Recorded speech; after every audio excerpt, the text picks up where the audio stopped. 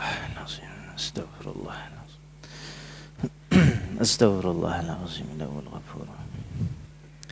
A'udzu billahi as-sami'il 'alim minasyaitonir rajim. Bismillahirrahmanirrahim. Assalamualaikum warahmatullahi wabarakatuh. Innal hamdalillah wassalatu wassalamu ala Rasulillah wa ala alihi wa sahbihi wa man walah. Allahumma salli wa sallim wa barik ala sayyidina Muhammad al-Fatih lima ughliqa wal khatim lima sabaqa wan nasiril haqqa bil haqq wal hadi ila siratikal mustaqim wa ala alihi wa sahbihi haqqa qadrihi wa miqdarihi al-azimi amma ba'd. Alhamdulillah, pertamanya dan selamanya marilah kita sama-sama mengucapkan syukur kepada Allah Subhanahu wa taala kerana dengan limpah dan kurnianya dapat kita bersama-sama pada malam ini dalam majlis ilmu. Kita bersyukur kepada Allah taala masih lagi dikurniakan nikmat iman, Islam dan ihsan daripada Allah. Bersyukur kepada Allah masih lagi kita dikurniakan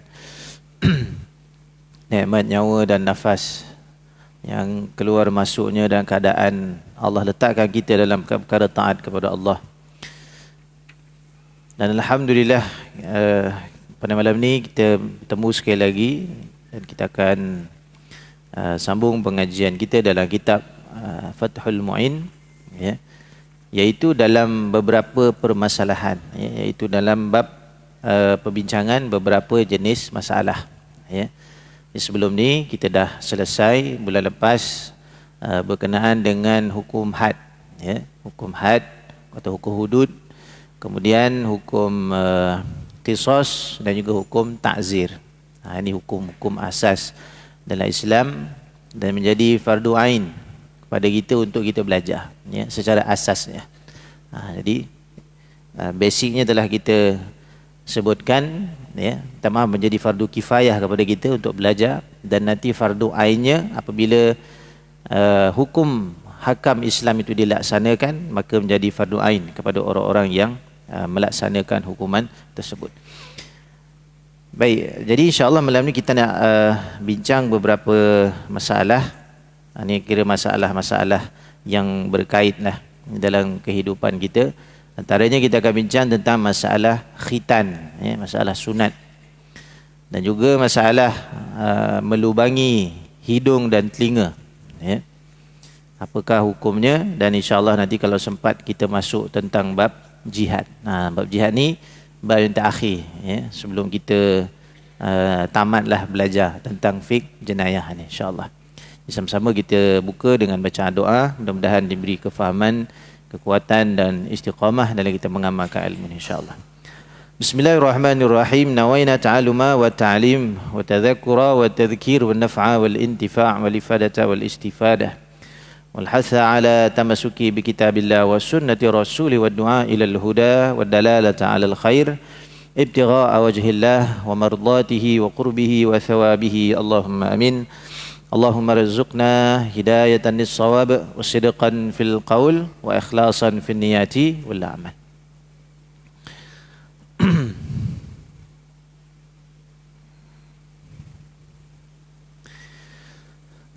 Baik.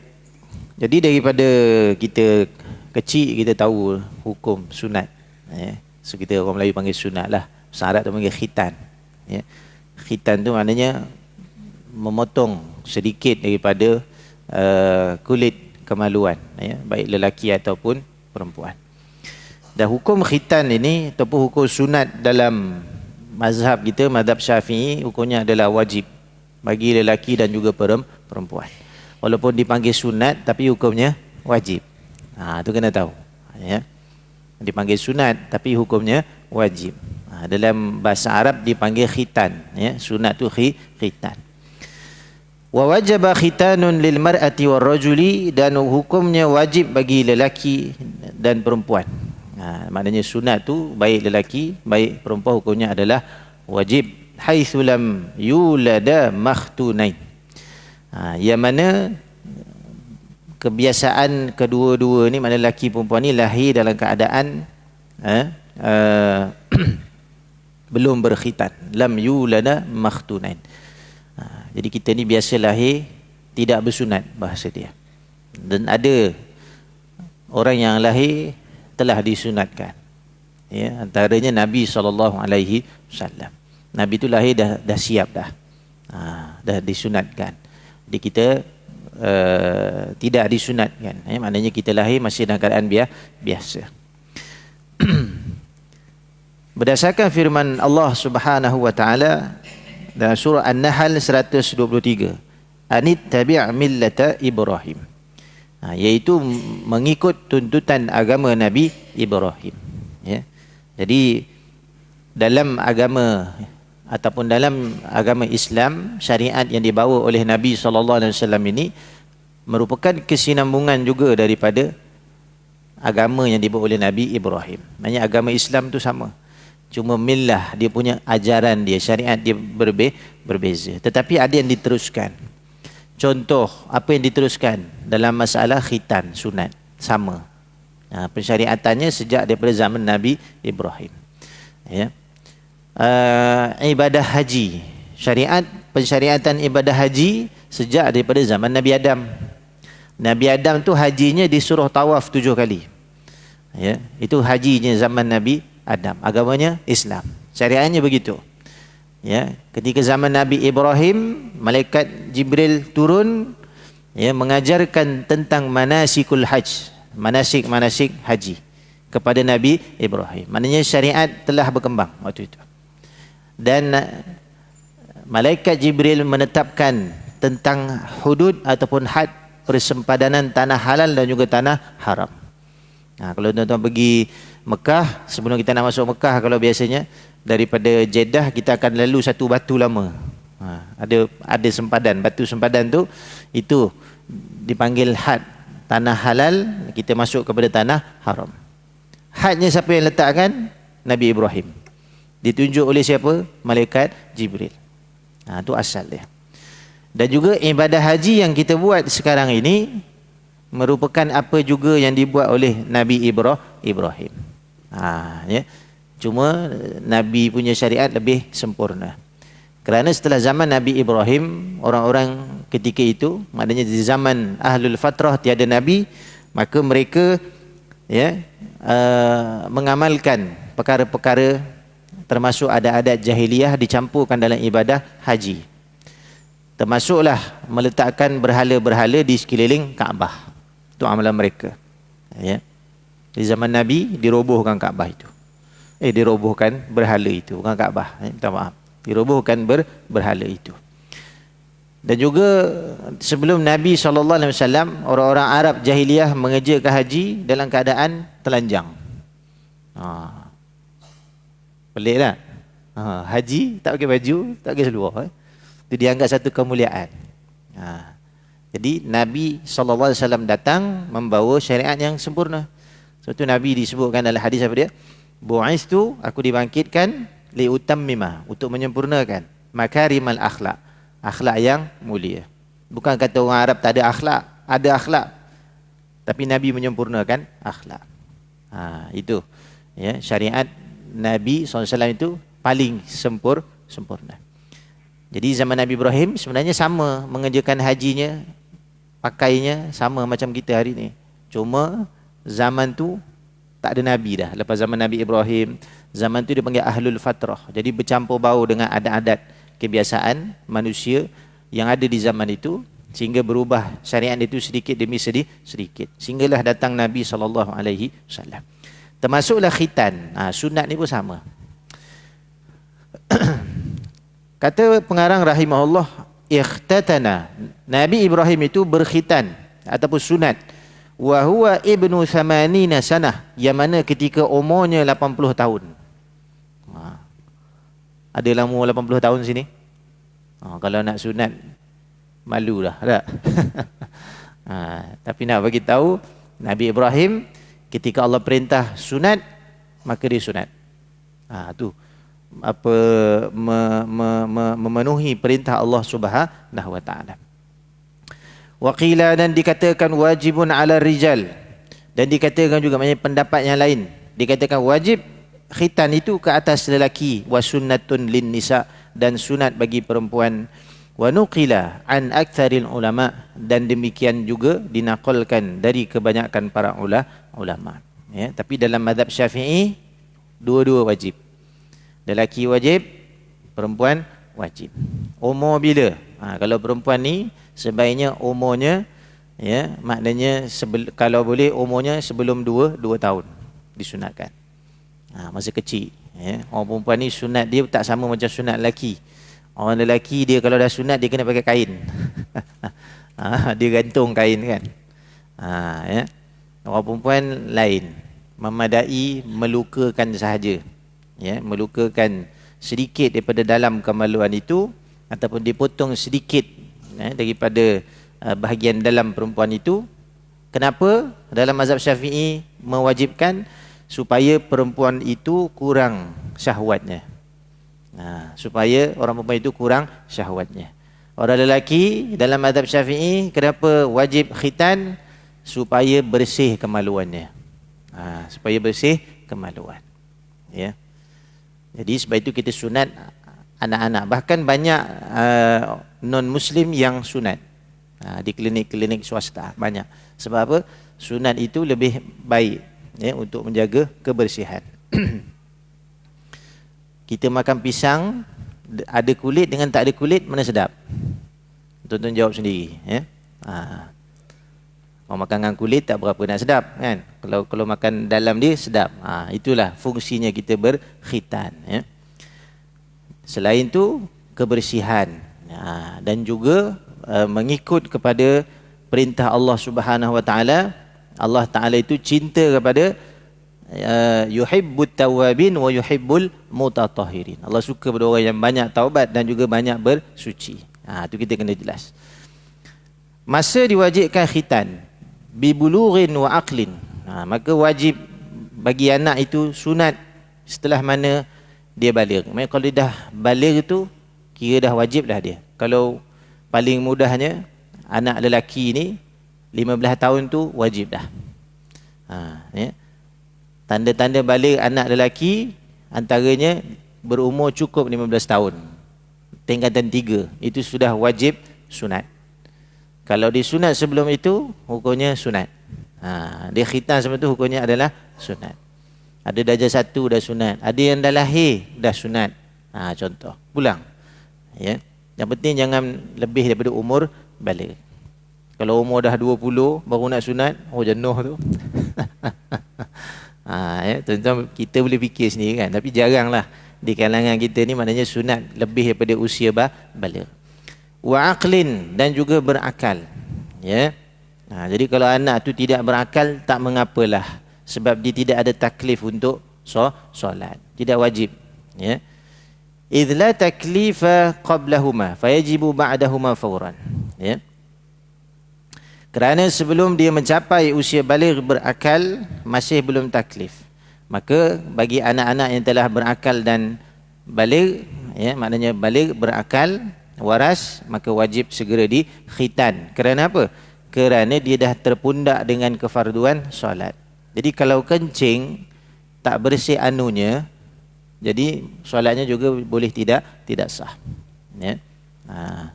Sebab tu bagi kanak-kanak yang baligh belum sunat, kalau jenazahnya diurus, setelah kita wudukkan, kita tayamumkan. 2 kali kerja. Ya, sebab tayamum itu menanggung najis di bawah khuluf dia. Yang minta maaf bukan khuluf, quluf. Quluf, ya. Quluf tu maknanya kulit hadapan kemaluan itu. Dipanggil quluf. Orang Melayu suka dipanggil kulub, ya. Kulub. Abdurrani kulub, ya. Minta maaf sebut. Saya kena sebut tu. Kulub tu quluf. Tahu quluf? Kulit depan kemaluan itu. Jadi jangan kita suka-suka sebut. Ya. Biar kita tahu dia punya makna. Sebab tu kalau kau orang pakai songkok sampai sini, dia panggil apa? Kulub, kan? Sebenarnya itu gambaran dia. Jadi hati-hati dengan bahasa itu kerana dia punya makna yang aib, ya. Maknanya aib. Baik, Allahumma salli ala sayyidina Muhammad. Wa bahatha Zarkashi wujubuhu ala waliyin mumayyizin wa fihi nadhar. Ya. Kata Imam Zarkashi, kewajipan itu adalah atas kepada seorang wali pada anak yang telah mumayyiz. Maknanya dalam pendapat Imam Zarkashi, kalau anak tu dah mumayyiz, maka jadi wajiblah. Ya, wajiblah mengkhitan anak itu, tapi perkara ini ya fihi nazar, ada pertimbangan daripada para ulama. Jadi kita ambil pendapat yang kuat tadi, anak tu balik segeralah dikhitan. Biasanya kita tak sampailah umur balik. Tu bagusnya orang Melayu ni. Ya. Arab biasa bayi 7 hari sunat. Itu di Arab biasa begitu. Jadi mereka tak ada kenduri sunat, tak ada. Kenduri khitan tak ada. Kita ada. Ya. Baik. Apa yang disunat? Fal wajibu fi khitanir rajul qat'u ma yughatti hasyafatah hatta tankashifa kulluha. Ya. Dan yang wajib di khitan bagi seorang lelaki itu iaitu dipotong ma yughatti hasyafatahu, apa yang meliputi bahagian hasyafah. Hasyafah tu apa? Kulit kepala torpedo tu. Tu bahasa mudahnya. Ya. Kulit kepalanya tu dipotong sehingga nampak keseluruhan. Jadi kulit tu namanya quluf, bawah kulit tu yang merah tu dipanggil hasyafah. Dipanggil apa? Hasyafah. Itu bahasa Arab. Orang Melayu tak ada bahasa dia. Kan? Sama je bahasanya sama. Satu saja bahasanya. Dipanggil kemaluan. Ya.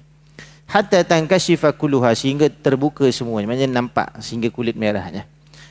Wal mar'atu qat'u juz'in yaqa'u 'alaihi ismun min al-lahmatil mawjudah, dan orang perempuan itu sunatnya apa dia? Iaitu dipotong sebahagian, ya. Maknanya sedikit daripada bahagian daripada daging yang ada bi'a'lal faraj, ya, yang berada di di atas kemaluan, ya, bagi orang perempuan. Fauqa thaqbatil baul tushbihu urfad dik, yang terletak di atas lubang kencingnya, tushbihu urfad dik, yang menyamai seperti balung ayam, ya. Maknanya daging yang lembut di situ diluka atau dipotongkan sedikit. Dan dinamakan dalam bahasa Arab wa tusamma al-bazar, dinamakan bazrun, ya. Baik, Allahumma salli ala sayyidina Muhammad. Wa naqala al-Ardabili 'anil Imam, dan dinaqal Imam Ardabil daripada Imam Syafi'i. Ini pendapat Imam Ardabil daripada Imam Syafi'i. Walau kana dha'ifal khilqati bihaitsu law khutina khifata alaih lam yukhtan, ya. Sekiranya si anak itu dikatakan dha'ifal khilqah, anak tu jenis lahir-lahir lemah, ya. Lemah jenis apa? Ada penyakit lah mungkin, ya. Lemah, ada penyakit. Bihaitsu law khutina khifa alaih, sekiranya dikhitan khifa alaih, akan memudaratkan dia. Lam yukhtan, maka tidak disunat akan dia. Tidak disunat lah. Kan kalau disunat lain pula penyakitnya contoh. Maka anak yang lemah itu tidak disunat. Ya. Illa ayyaghliba ala zanni salamatuh, kecuali kalau kita bersangka besar kalau disunat anak itu dia akan kuat. Baru bila kita sunat. Sebab tu hari ni ada lagi sunat dengan Tok Mudim? Ada? Macam tak ada dah, kan? Kenangan dululah kena cepit dengan batang apa? Batang buluh, duduk atas apa, batang pisang, tu zaman-zaman kita dulu, kan. Anak-anak sekarang dia tak merasa dah. Dia tak merasa. Dia tahu masuk, habis dah, selesai. Ya. Kita dulu siap main bola, bengkak seminggu. Tu zaman kita dulu, kan. Ya. Jadi tak jadi masalah lah apa saja cara, nak laser ke, nak ketip ke, nak apa ke, yang penting selamat. Yang penting selamat, ya. Perkara yang kita nak buat tu memberi keselamatan kepada anak tersebut. Masa disunatkan khitan, yundabu ta'jiluhu sabi'a yaumil wiladah. Ni tengok sini, dalam mazhab Syafi'i disunahkan khitan itu pada hari ke-7 setelah kelahiran, lil ittiba', sebagai mengikut sunnah Nabi sallallahu alaihi wasallam. Fa in akhara anhu fa fil arba'in, dan juga sekiranya kita tangguh, kita lewatkan dia, fafil arba'in, iaitu pada usianya 40 hari. Wa illa fafis sanati sabi'ah, sekiranya lewat lagi maka disunat pada sanah sabi'ah, umurnya 7 tahun. Li'annaha waqtu amrihi bis salah, kenapa 7 tahun? Waktu tu waktu kita suruh dia solat, kita perintah dia solat. Jadi darjah 1 tu cantik sangatlah kan. Tu kalau dia mampu. Ada jenis budak dia seronok, dia tengok upin sunat dia pun nak sunat, contoh kan. Kita bagi dia sunat. Jadi ikut keperluan dan juga kesihatan pada anak tersebut, ya. Taib. Wa man mata bighairi khitanin, sesiapa yang mati belum disunat, lam yukhtan, maka tidak usahlah disunat dia, fil asah, dalam pendapat yang kuat, pendapat yang sahih. Kalau dah jadi jenazah meninggal kecil, tak payahlah disunat, ya. Sebab dia sudah tidak ada taklif, dia sudah tidak ada tanggungjawab lagi, ya. Sebab dia dah tak boleh solat dan sebagainya. Itu orang yang meninggal. Wa yusannu izharu khitanidz dzikr, dan disunnahkan untuk menzahirkan khitanidz zakar, minta maaf, iaitu sunat bagi anak-anak lelaki. Sunat izhar. Apa izhar? Menzahirkan. Di sinilah sebenarnya orang dulu-dulu mengaji, ya. Bila nak sunat apa dia buatnya? Kumpul ramai-ramai. Sunat izhar kita panggil, menzahirkan. Bawa round satu kampung kan, pagi-pagi lepas sembahyang subuh, lepas tu campak dalam sungai. Dia mandi. Kalau tempat kita mungkin mandi bomba lah, ya. Kemudian sedih dah lepas tu. Lepas mandi sungai start sedih dah. Sebab apa? Nak kena sunat. Tapi sebenarnya perkara itu sunnah dibuat, menggembirakan mereka yang sunat. Wa ikhfa'u khitanil untha, dan juga sunat menyembunyikan, sunat bagi orang anak perempuan. Anak perempuan kalau sunat tak payah buat kenduri, tuan-tuan, ya. Saya jemput ustaz kenduri sunat, anaknya apa? Anak perempuan. Tak sunat, tuan-tuan. Yang sunat lelaki. Jadi buat kenduri sunat hukumnya sunat. Ya. Buat kenduri sunat hukumnya sunat. Walimatul khitan, ya. Walimah khitan. Wa amma mu'natul khitan, adapun mu'nah ni maknanya bayaran ataupun tanggungan sunat itu, fa fi malil makhtun, adalah daripada anak yang disunat itu. Ya, walau ghairi mukallaf, walaupun anaknya belum mukallaf. Tapi perkara ni biasa kita lah buat. Tapi boleh mengambil harta anak itu untuk dibuat sunat. Jangan pagi-pagi duduk korek tabung anak, kan. Anak bertanya, apa buat apa? Nak kumpul duit ni, sunat mahal lah sekarang, kan. Berapa sunat sekarang? Saya pun dah lama dah. 100 ada? 100 lebih kurang, lebih kurang. Kira mahal lah juga, kan. Jadi boleh guna harta anak. Thumma ala man talzamuhu nafaqatuh. Macam mana kalau anak tu tak ada harta? Maka man talzamuhu nafaqatuhu, ditanggung oleh orang yang menanggung nafkah dia. Jadi ibu bapa dia lah, ya, yang mengeluarkan mu'nah biaya tadi. Apa hukum memotong pusat anak yang baru lahir? Wa yajibu aidan qat'u surratil maulud ba'da wiladatih. Diwajibkan untuk memotong tali pusat anak yang baru lahir ba'da nahwi ratibaha, ya, yang mana perlu diikat dahulu. Ni maknanya kalau kita berlahir bersalin bidan, dipotong tu hukumnya wajib. Jangan dibawa sekali dengan uri-urinya sekali, disimpan pula buat tali pusat panjang, mesti kena potong. Litawaqqufi imsaki ta'ami alaih, ya, supaya makanan daripada uri itu tidak keluarlah lagi. Ini kalau hari ini kita dah jadi apa kita panggil, dah menjadi suatu ilmu perubatan dah, ya. Maknanya orang lahir biasanya keluar terus potong. Ini biasa di hospital dan sebagainya itu, perkara itu sudah dimaklumi. Ya. Cuma dimasukkan sini dalam kitab fiqh. Hukum melubangi hidung dan daun telinga. Apa hukumnya? Kita lubangkan telinga anak kita, apa hukumnya? Anak perempuan kan? Boleh tak kita tindik anak kita? Ada orang kata tak boleh ustaz, udah macam Hindu kata, kan? Jadi hukum ni ada disebut dalam kitab fiqh. Wa haruma tasqibu anfin mutlaqan. Ya. Diharamkan melubangi hidung secara mutlak. Wa uduni sabiyin qat'an, dan juga telinga anak-anak. Ya. Telinga anak lelaki, minta maaf.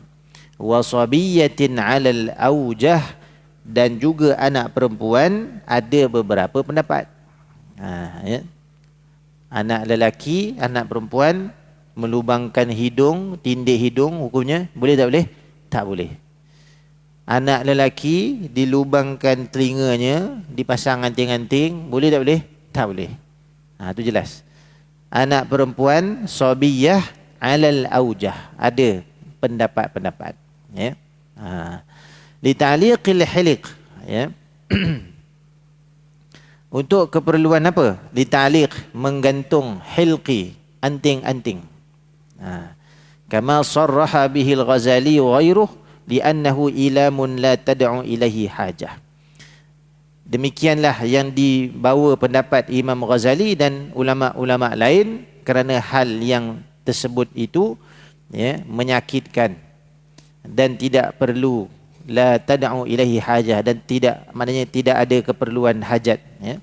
Itu menurut Imam Ghazali. Ulama ada kata boleh, ya. Ulama ada kata tak boleh. Kalau ikut Imam Ghazali tak perlulah. Ya, kalau ikut pendapat Imam Ghazali tak perlu. Tapi kalau kita nak juga, kita guna pendapat imam lain dalam mazhab Syafi'i. Wa jawazahu Zarkashi, akan tetapi menurut Imam Zarkashi jawazahu, membolehkan. Wastadalla bima fi hadithi Ummi Zar'in fi sahih. Begitulah yang diambil daripada hadis Ummu Zar'in dalam hadis yang sahih, ya. Imam Zarkashi sebut hukumnya harus. Wa fi fatawa qadihani minal Hanafiyah, ya. Dan juga diambil pendapat daripada Qadhikhani minal Hanafiyah, pendapat Imam Qadhikhan dalam mazhab Hanafi, annahu la ba'sa bih, katanya tidak mengapa, boleh hukumnya menindik telinga itu, li'annahum kanu yaf'alunahu fil jahiliyah, kerana mereka orang-orang Arab, adat mereka itu biasa melakukannya pada zaman jahiliyah. Falam yunkir alaihim Rasulullah sallallahu alaihi wasallam, dan Nabi tidak pernah, ya, Nabi tidak pernah melarang perbuatan tersebut. Wa fi ri'ayati lil Hanabilah, dalam kitab Ar-Ri'ayah mazhab Hambali, yajuzu fi sabiyah, harus bagi anak perempuan. Maknanya tindik ni dalam mazhab Hambali hukumnya harus. Dalam mazhab Syafi'i ada dua pendapat, ya. Imam Ghazali kata tak payah, Imam Zarkashi kata silakan, hukumnya harus, ya. Jadi mazhab Hambali harus dengan tujuan, ya, li ghardi zinah, dengan tujuan anak-anak perempuan tadi ditindik, dipakai ke anting-anting dengan tujuan perhiasan. Wa yukrahu fis sabi, dan juga dimakruhkan bagi anak lelaki, ya. Wa muqtada kalami syekhina fi syarh al-minhaj, kesimpulan yang kita boleh buat daripada kitab syarah minhaj. Ingat tuan-tuan, ya, dalam mazhab Syafi'i ini kita ada satu kitab yang kita pegang sebagai pendapat yang mu'tamad. Antaranya kitab Minhajut Talibin Imam Nawawi, ya, dan punya syarah yang cukup banyak. Sebab tu kitab syarahnya seperti kitab syarah Minhaj, ya, seperti contoh kitab Nihayatul Muhtaj, ya, kitab Tuhfatul Muhtaj Imam Ramli dan juga Imam Ibn Hajar Haytami. Ini antara pendapat-pendapat mereka yang mengumpulkan pendapat-pendapat dalam mazhab Syafi'i. Apa katanya dalam syarah Minhaj? Jawazuhu fi sabiyah, diharuskan bagi anak lelaki, maknanya anak perempuan ditindik itu hukumnya harus untuk anak perempuan, la sabi, bukan bagi anak lelaki. Ini pendapat kita dalam mazhab Syafi'i. Lima urifa annahu zinatun matlubah fi haqqihinna, seperti mana kita tahu bahawa orang perempuan ni zinah, perempuan itu sendiri merupakan perhiasan. Ya, maknanya boleh untuk dia buat, ditebuk telinganya untuk lubang anting-anting dan sebagainya, fi haqqihinna, pada hak mereka, qadiman wa hadithan, baik masa lalu ataupun masa yang akan datang, fi kulli mahal, pada sekalian tempat. Wa qad jawaza Rasulullah sallallahu alaihi wasallam, seperti mana juga Nabi SAW mengharuskan al-li'ba lahunna bima fihi suratun lil maslahah, fakadha hadha aidan wa ta'dzibu fi mithli hadhihi zinah ad-da'iyah liraghabatil azwaji ilaihin. Ya. Dan Nabi SAW juga memperbolehkan apa? Buat al-li'ba. Li'ba ni, li'ba lahun, maknanya buat anak patung. Ya. Hukum asal membuat patung tak boleh, tapi harus buat patung untuk anak-anak main. Hukumnya boleh. Maka kerana ada maslahat di situ, begitu jugalah dalam masalah untuk melubangi ataupun menebuk telinga anak perempuan. Tapi kalau anak kita tak payahlah. Ini maknya yang beria-ria. Maknya, bapaknya tak nak, maknya. Contoh, ada yang bapaknya nak juga. Ya. Kalau anak tu sakit dan sebagainya, tak perlu. Ya. Jadi kita dah sebut tadi dua pendapat dalam mazhab Syafi'i. Yang mana ditebuk tadi, ya, juga nanti bila anak tu dah dewasa, li raghabatil azwaj, akan menjadi daya tarik wanita tersebut. Maknanya kalau dikahwin besok, maknanya ada setengah suami yang suka begitu. Ya, nampaknya seperti satu perhiasan. Maka itu sekadar memenuhi maslahat. Sekadar memenuhi maslahat. Jadi kalau telinga orang perempuan ni ada lubang, eloklah selalu dirawat. Kalau dia tak pakai anting-anting, lubang tu akan tersumbat. Biasanya begitu. Ya, orang dulu kalau dia tak nak tersumbat, dibubuh lidi kat dalam tu. Dibubuh lidi. Ya. Kita pun pelik kenapa pakai lidi, kan? Rupanya nak jaga lubang tu. Kena diminyak, ya. Jadi perlu kepada rawatan. Macam rambut jugalah. Ya, kita ada rambut, sunnah kita jaga rambut kita. Minyakkan, sama juga, ya, sebab benda tu berbentuk perhiasan. Taib, Allahumma salli ala Sayyidina Muhammad. Selesai tadi hukum apa? Hukum sunat dan juga hukum menebuk telinga. Ya. Hukum sunat, hukum memotong tali pusat, dan juga hukum menebuk hidung dan telinga. Ya. InsyaAllah nanti kita dah nak azan sekejap lagi. Okey, nanti kita akan masuk satu bab, ya, iaitu tentang memberi salam. Ni termasuk hukum-hukum, ya, hukum-hukum yang lain. Wassallallahu ala sayyidina Muhammad wa ala alihi wa sahbihi wa baraka wa sallam.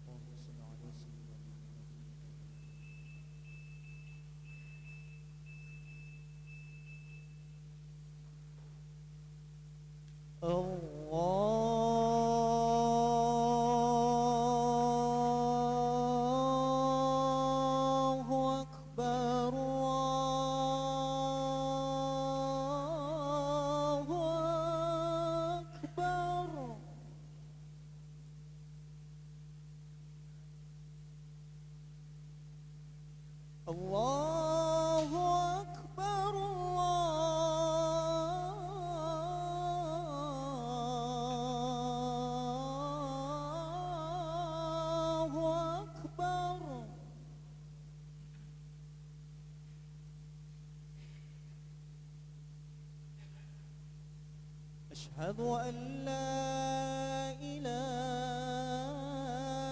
إلا الله.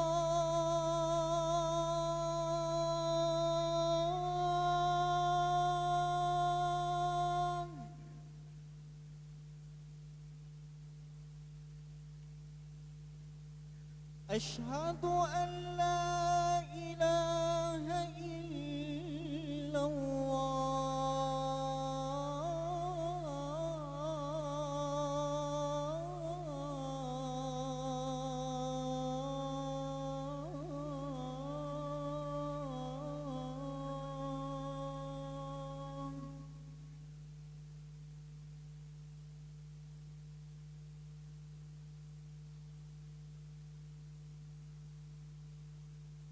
أشهد أن محمد رسول الله.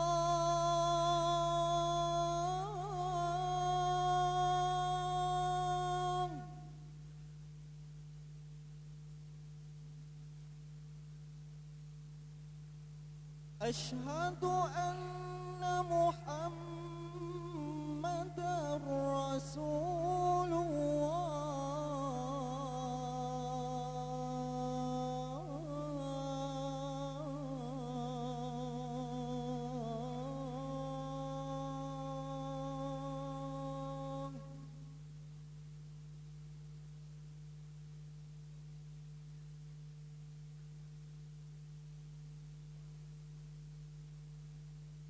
حي على الصلاة.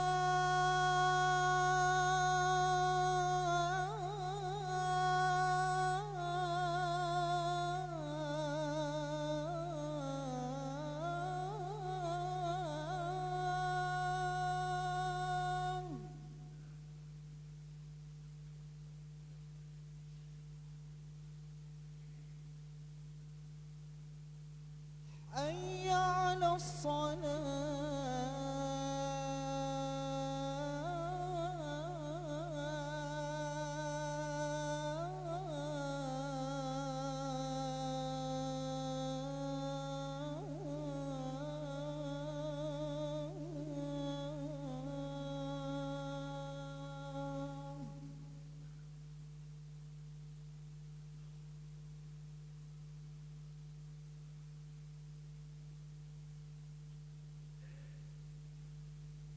حي على الفلاح.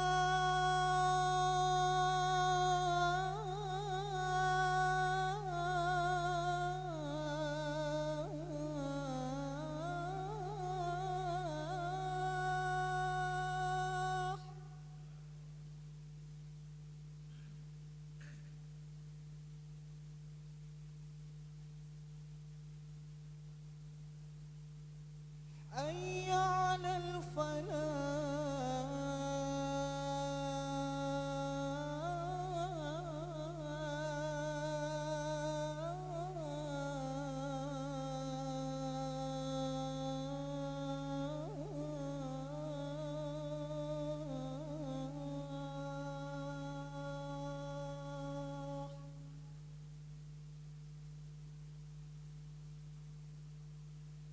الله أكبر الله أكبر. لا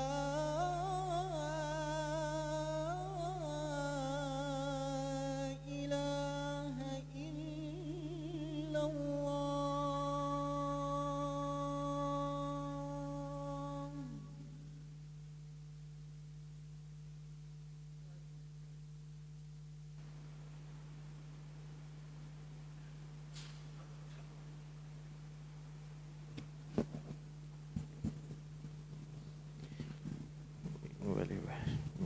Bismillahirrahmanirrahim.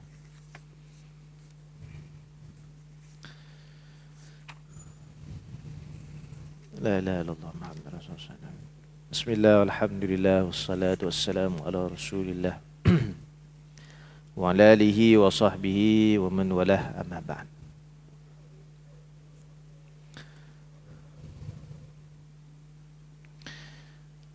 Baik, hukum salam, ya.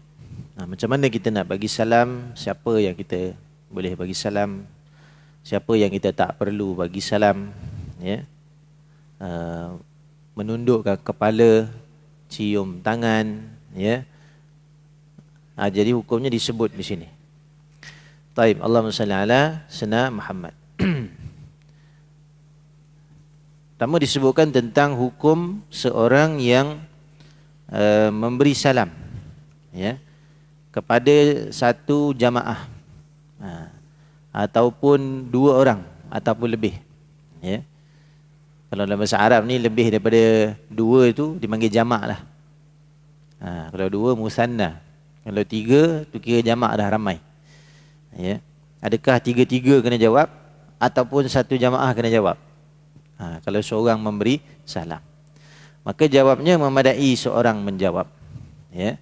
Seorang itu menjawab salam itu kerana memberi salam hukumnya adalah sunnah, menjawabnya adalah wajib. Itu kita kena jelas.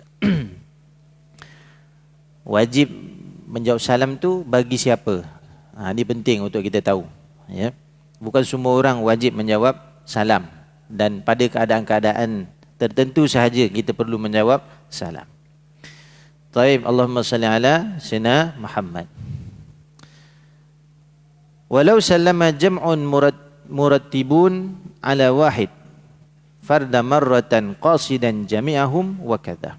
Seandainya ada sejumlah yang mengucapkan salam secara berturutan, ramai-ramai ucap salam kepada seseorang, ya. Lalu orang yang mereka memberi salam itu hanya menjawab sekali sahaja. Jadi itu sudah memadai. Ya. Satu kampung bagi salam, takkan nak jawab satu kampung. Cukup dia jawab Waalaikumsalam. Ya. Jadi sunat kita memberi salam itu dengan ucapan jamak, Assalamualaikum, walaupun seorang. Kerana apa? Ucapan jamak litta'zim, memberi pengagungan ataupun penghormatan kepada orang yang apa? Orang yang kita jumpai. Dan menjawabnya dengan lafaz jamak juga, Waalaikumsalam. Kerana bagi orang Islam, bagi orang beriman itu, di sisi mereka ada malaikat. Jadi bila kita sebut dengan lafaz jamak itu sekali, ya, dan malaikat juga akan mendoakan kesejahteraan kepada kita. Wa dakhala fi qawli masnunun salamu imra'atin ala imra'atin. Dan termasuk juga dalam pengertian yang disunatkan itu, iaitu salam seorang perempuan kepada seorang perempuan yang lain. Orang perempuan pun begitu juga. Tak perlu Assalamualaiki ataupun Assalamualaikunna, tak perlu. Assalamualaikum sudah memadai. Dengan lafaz jamak bagi orang lelaki. Jadi orang perempuan dengan orang perempuan sunat memberi salam dan juga wajib menjawabnya. Au nahwi muharramin au nahwi mahramin au sayyidin au zaujin. Begitu juga memberi salam kepada sesama mahramnya ataupun tuannya ataupun suaminya. Wa kadza ala ajnabiyyin wa hiya ajuzun la tushtaha. Begitu juga, ya, apabila memberi salam, maknanya orang perempuan itu dibolehkan, disunatkan memberi salam kepada lelaki yang tua yang tidak ada, orang kata la tushtaha, lelaki yang sudah berusia yang tidak punya nafsu, ya. Wa yalzamuha fi hadhihi surah raddu salamir rajul. Dan dalam keadaan seperti ini dia wajib menjawab salam, ya, seperti apa seorang lelaki. Yakni lelaki yang, contohnya lelaki yang terlalu tua contohnya. Kalau dia bagi salam tu bukanlah tujuannya mengorat, ya. Bukanlah tujuannya tu mustahah. Maksudnya apa? Ada nafsu. Jadi sekadar nak bagi salam pada anak contoh dia, kan. Walaupun perempuan tu muda, jadi perempuan itu juga hukumnya wajib menjawab salam tersebut. Wa amma mustahahun, adapun, ya, bagi orang lelaki sebagai contoh,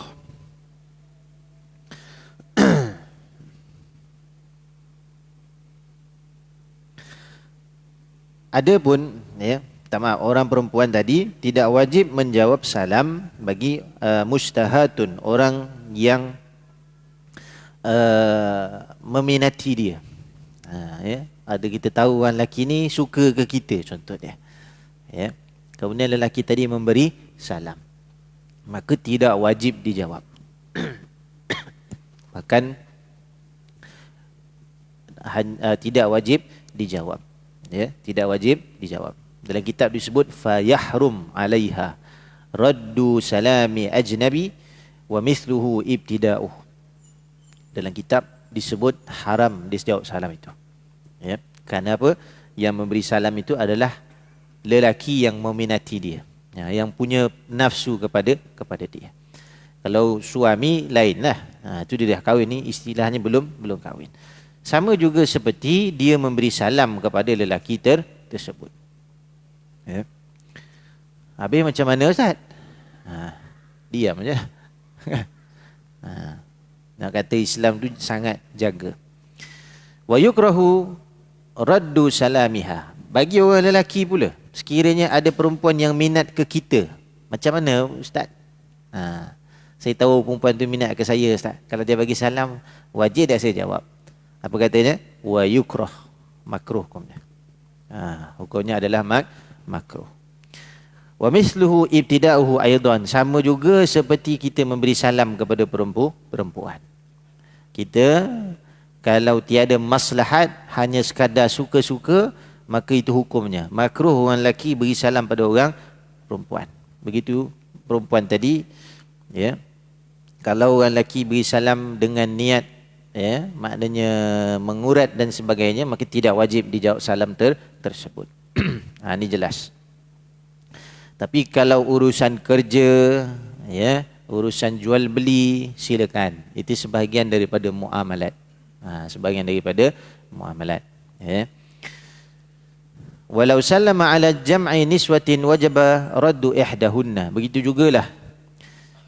Sekiranya seorang lelaki memberi salam kepada sekelompok wanita, maka salah seorang wanita itu wajib menjawabnya. Wajaba raddu ihdahunna idh la yukhsha fitnah. Sekiranya tidak takut timbul fitnah.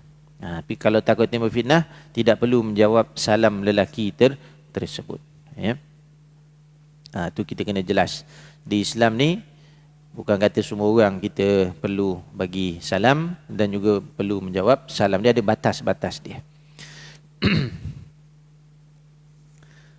Wa yajibu ittisalu raddi bisalam katisali qabulil bai' wa bi ijabih. Dan wajib menjawab salam itu seperti ijab qabul jual beli.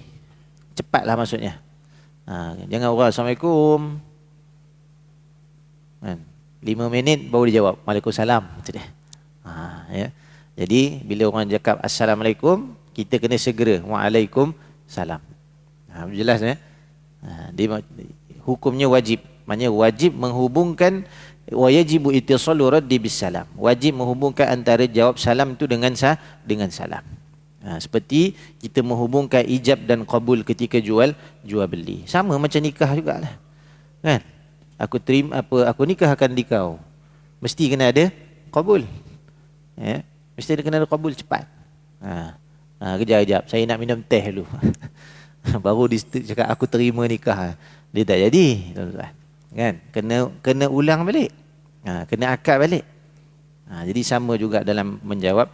Tapi biasanya kita tak adalah sampai begitu, ya. Wala ba'sa bi taqdimi 'alaika fi raddi salamil ghaib. Tetapi tidak mengapa sekiranya mendahulukan salam itu, ya, maknanya lewat jawabnya tak apa bila kita beri salam lil ghaib bagi orang yang tak ada. Contohnya apa? Kirim salam. Kirim salam nak buat macam mana? Kan? Macam mana kita nak kirim salam? Ada orang kata, Ustaz, si Polan kirim salam. Kita tengok macam mana ulama ajar cara kita kirim salam, ya. Taib, Allahumma salli ala Sayyidina Muhammad. Kita tengok dulu lafaz salam itu. Wasighatu ibtida'ihi.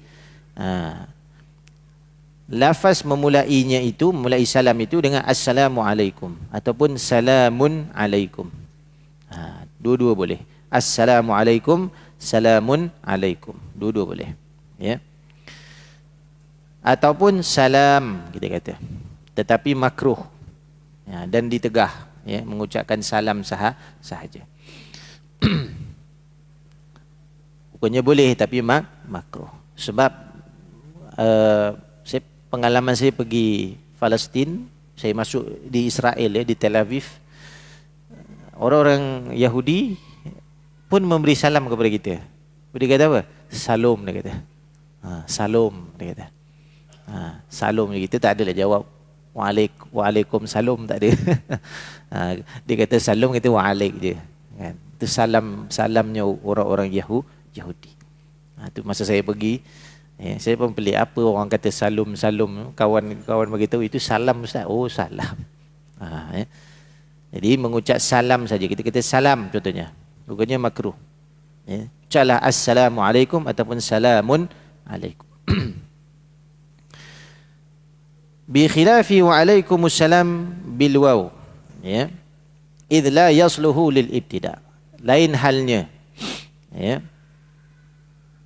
maknanya berbeza. Maknanya kita jangan pula jumpa orang waalaikumsalam kita kata ada waw pula, sebab waalaikumsalam tu untuk rad, untuk membalas. Ya, ada orang kadang-kadang dia suka begitu. Kadang-kadang kawan datang, waalaikumsalam, belum bagi salam lagi. Sebab tu kita yang memberi salam. Kita yang ingat bagi salam. Ada dalam hadis, ya, dalam mafhum hadis disebut orang yang utama memberi salam, maknanya orang itu yang paling kuat imannya. Siapa yang bagi salam dulu, maknanya dia lah imannya yang paling kuat. Ya, maknanya dia tu tahu tentang hak-hak seorang muslim, memberi salam. Taib, Allahumma salli ala sayyidina Muhammad. Wa afdalu fil ibtida' war raddi al-ityanu bi sighatil jama', dan paling afdal itu memulai dan menjawab salam itu dengan sirah, dengan lafaz jama'. Dengan lafaz jama', hatta fil wahid, walaupun dengan seorang. Macam kita sebut tadilah, bila orang kata assalamualaikum, waalaikumsalam. Kenapa Ustaz? Li ajlil malaikati wa ta'zim, kerana yang bersama dengan orang beriman itu malaikat. Jadi kita bagi salam, ya, kerana bagi salam dengan lafaz jama' banyak itu kerana adanya malaikat pada orang itu. Wa ta'zim, dan juga membesarkan orang tersebut, penghormatan, ya. Dan bagi yang menjawab salam, wa ziyadatu, ditambah, sunat ditambah apa dia? Wa rahmatullahi wa barakatuh wa maghfiratuh. Ataupun wa maghfiratuh wa ridwan, ya. Itu sunat ditambah bagi orang yang menjawab. Furu', hukum cabang. Yusannu irsalus salam lil ghaib. Sunat mengirim salam kepada orang yang tiada. Wa yalzamur rasul at-tablighu li annahu amanah, ya. Dan juga kena disampaikan, ya. Wa yalzamur rasul at-tablighu li annahu amanah. Maknanya wajib disampaikan kerana ia merupakan amanah. Wa yajibu ada'uha. Dan juga maksudnya apa tadi? Kena disampaikan, ya, kena ditunaikan. Wa mahalluhu idza radiya bitahammuli tilkal amanah. Ya. Bila seseorang itu wajib menyampaikan salam itu, kira-kira orang itu dia mampu ataupun dia rela untuk menyampaikan amanah tersebut. Wa amma law raddaha fala wa kadza in sakat. Sekiranya orang itu tak nak, dia tak nak sampaikan, maka tidak wajib hukumnya. Sama juga demikian pula sekiranya orang tu diam. Contohnya kita cakap, nanti kirim salam kat orang tu, ya, diam aja. Jadi orang yang diam tadi tidak wajib menyampaikan salam. Tapi kalau kita kata insya-Allah, insya-Allah, maka kita kena usaha menyampaikan salam. Wa qala ba'dhum, dan berkata sebagai ulama, yajibu 'alal musa bihi tablighu, ya. Orang yang diwasiatkan salam itu wajib menyampaikan salam, ya, kepada orang yang disampaikan salam. Wa yalzamul mursal ilaihi raddu fawran bil lafzi fil irsal wa bihi aw bil kitabati fiha. Dan orang yang dituju itu diwajibkan segera menjawab salam yang disampaikannya secara lafzi. Jadi kita menyampaikan salam itu dengan ucapan Assalamualaikum. Kita pun nak kirim salam macam tu. Nanti kirim salam ya. Salamnya Assalamualaikum. Begitu. Macam orang nak pergi umrah, kita titip salam. Ustaz kirim salam saya dekat Rasulullah. Assalamualaikum ya Rasulullah. Nanti ucapan tu dibawa. Disampaikan kepada pemiliknya. Ya. Kalau dia kata kirim salam je Ustaz. Ya. Boleh tak boleh? Kirim salamnya, tidak disebut lafaznya. Ya. Dia disampaikan juga. Disampaikan juga, ya. Sama ada di lafaz ataupun awil kitabah ataupun ditulis. Jadi kalau kita nak menulis salam tu, kalau boleh ditulislah elok-elok. Assalamualaikum. Ya. Ditulis WhatsApp contohnya kan. Assalamualaikum. Boleh tak akum contoh zaman sekarang semua dah free tuan-tuan ya. Type panjang-panjang. Zaman dulu kita berkira sebab SMS berbayar. Jadi jawabnya pun pendek je kan. Zaman sekarang dah percuma. Kita jawablah secara sempurna. Itu lebih baik ya. Saya tak kata tak boleh, tapi saya kata itu lebih baik ucapan itu. Jadi bagaimana orang yang menjawab salam itu? Fayaqulu alaika wa alaihis salam. Ini biasa kita jawab kan. Kalau orang kirim salam kepada kita, kita jawabnya apa? Wa alaika, kepada kamu kesejahteraan, maknanya orang yang menyampaikan salam, wa alaihis salam, dan kepadanya orang yang menyampaikan salam. Itu cara untuk kita menjawab salam. Wala yundabu salam ala qadi hajati baulin aw ghaid, dan tidak disunatkan memberi salam kepada orang yang sedang qada hajat, sama ada air kecil atau air besar. Au jima'in, ataupun yang sedang bersama. Ini jaranglah ya. Tapi nak bagi tahu tidak disunatkan, makruh hukumnya. Au istinja, ataupun orang yang sedang cebok. Ya. Wala ala syarib wa akil, tidak disunahkan kepada orang yang sedang minum dan sedang makan. Fi fammihi luqmah li syaghlih, yang mana dia sibuk dengan suapan makanan dia. Wala ala fasiqin, dan tidak disunahkan memberi salam kepada orang yang fasik. Bal yusannu tarkuhu ala mujahirin bi fusqih. Ya, bahkan tidak disunatkan kepada orang yang terang-terangan fasik. Tahu, satu Malaysia tahu dia fasik, tak payah bagi salam. Hukumnya tidak disunahkan. Wa murtakibi dhanbin azim lam yatub minhu, selama mana orang tu terjebak dengan dosa besar itu, selama dia tidak bertaubat. Ya, kalau dia bertaubat, kita bagi salam. Kalau dia tak bertaubat, makruh kita bagi salam. Wa mubtadi', ya, pelaku bid'ah. Ya, maksud pelaku bid'ah ni apa? Orang yang ya melakukan perkara yang melampau dalam agama. Au illa li'udhrin au khawfi mafsadah, kecuali kerana uzur. Uzur ni apa? Uzur ni takut kalau kita tak bagi salam ke dia, kita kena bunuh contoh dia. Sebab terpaksa bagi salam Ustaz. Ya. Jadi hukumnya makruh. Wala ala mufassalin wa sajidin, dan tidak disunahkan memberi salam kepada orang yang sedang solat. Wa muadzin, orang yang azan. Tak payah bagi. Tak payah bagi salam. Wa muqim, orang yang sedang iqamah. Wa khatib, khutbah. Wa mustami', ya, dan juga orang yang mendengar khutbah. Maka tidak disunahkan memberi salam. Tidak disunahkan memberi salam. Itu jelas tu. Wa aftan Nawawi bi karahatil inhina bi ra's, ya. Dan menurut fatwa Imam Nawawi, makruh menundukkan kepala untuk menghormati seseorang. Wa taqbil, ataupun mencium Takbil ni cium apa? Mencium lah. Ya. Nahwi ra'sin, sama ada cium kepalanya, au yadin ataupun tangannya, au rijlin ataupun kakinya. La siyama li nahwi ghaniyin, lebih-lebih lagi kepada orang yang kaya. Kerana terdapat hadis man tawadda'a li ghaniyin, siapa yang merendah diri kepada orang kaya, zahaba thalatha dinih, akan hilang 2/3 agamanya. Wa yundabu, disunahkan, zalik yakni mencium kepala, tangannya, ya, linahwi salahin, kepada orang yang soleh, au ilmin au syarafin, ataupun orang alim ataupun orang mulia. Lianna Aba Ubaidah qabbala yada Umar radhiyallahu anhuma, kerana adanya peristiwa Sayyidina Abu Ubaidah mencium tangannya Sayyidina Umar radhiyallahu anhuma.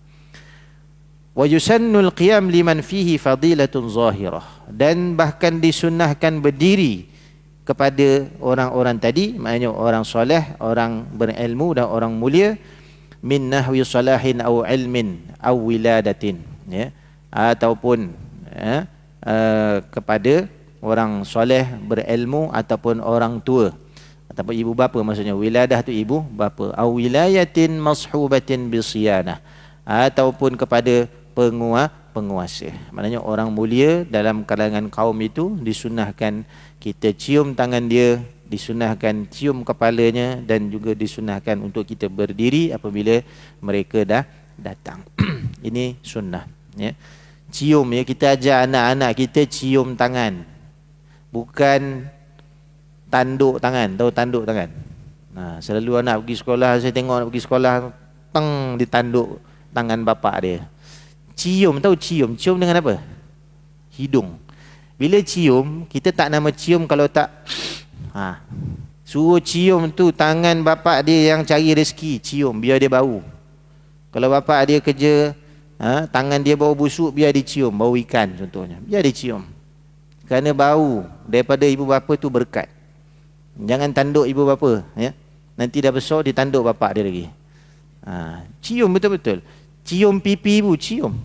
Ya, pipi ibu saya banyak jerawat, cium jerawat tu. Apa masalahnya?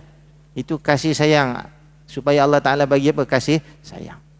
Rahmat tu turun ketika anak-anak itu mencium. Dia panggil takbil. Cium apa? Dahi, cium kepala, dan juga cium tangan. Jadi kita ajar cara cium yang betul supaya anak-anak ni besok insya-Allah semuanya jadi apa? Anak-anak yang soleh dan solehah. Baik, sekadar itulah insya-Allah. Kita berhenti. Yang baik datang daripada Allah, kurang lemah hina, kekurangan diri saya sendiri. Wa afu minkum. Assalamualaikum warahmatullahi wabarakatuh.